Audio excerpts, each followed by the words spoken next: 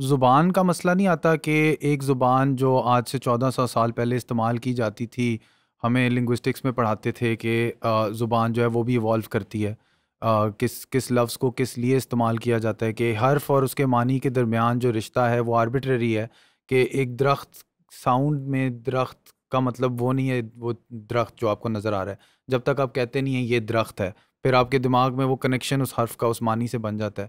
تو اب ایک کلچر جو 1400 سال پہلے تھا اس کی زبان محفوظ کس طرح رکھی گئی تاکہ آج اس کی انٹرپریٹیشن وہی ہو جو 1400 سال پہلے سمجھی جاتی تھی؟ میرے خیال ہے اس وقت جو اسلام کے زندہ معجزات ہیں نا، ان میں سے ایک معجزہ یہ بھی ہے۔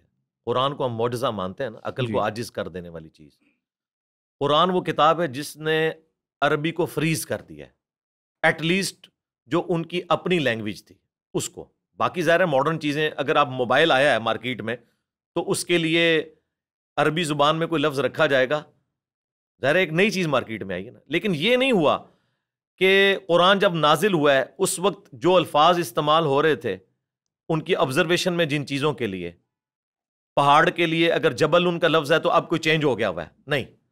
اسی طریقے سے تلوار کے لیے کوئی لفظ ہے، اسی طریقے سے زبان کے لیے کوئی لفظ ہے تو وہ اب چینج ہو گیا ہے، نہیں۔ عربی زبان کو فریز کر دیا ہے قرآن نے۔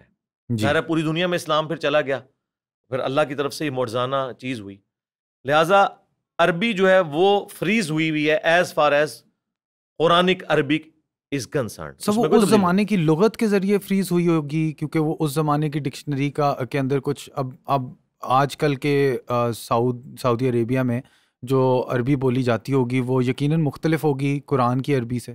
نہیں، مختلف نہیں ہے، یہ یہاں کی مت ہے، علماء نے مشہور کی ہوئی ہے تاکہ کہیں لوگ عربی سیکھ نہ لیں۔ جو لوگ وہاں رہ کے آئے ہیں ان سے ذرا پوچھیں کہ کون سی چیز مختلف ہے، قرآن میں کون سا لفظ ایسا استعمال ہو رہا ہے جو ان کی عربی میں یوز نہیں ہوتا۔ ابھی ریسنٹلی عمر سیریز فلم بنی ہے آج سے 10 سال پہلے، قطر والوں نے بنائی ہے نا، پیور عربک۔ آپ کو لگے گا قرآن ہی پڑھ رہے ہیں، ساری ڈکشنری وہی یوز ہو رہی ہے، ان کا سٹائل بھی بولنے کا وہی ہے۔ یہ تو نہیں کہ 1400 سال پرانے کوئی انہوں نے ڈی این اے کے ذریعے بندے پروڈیوس کر کے لے آئے، یہ آج کے لوگ ہی ہیں نا۔ اسی طریقے سے قرآن کی عربی بالکل فریز ہے۔ اور جو آپ نے ڈکشنری کی بات کی، ڈکشنری جو ہے نا یہ لینگویج کے بعد آتی ہے۔ ڈکشنری بنائی جاتی ہے لینگویج کو سمجھنے کے لیے۔ جو لوگ اہل زبان ہوتے ہیں انہیں ڈکشنری کی ضرورت نہیں ہے۔ ہم نے اردو جو ہے ڈکشنری سے تو نہیں سیکھی ہے، پنجابی ڈکشنری سے سیکھی ہے۔ پنجابی تو ہم لکھ بھی نہیں سکتے لیکن بولتے اتنی اچھی ہیں، ٹھیک ہے۔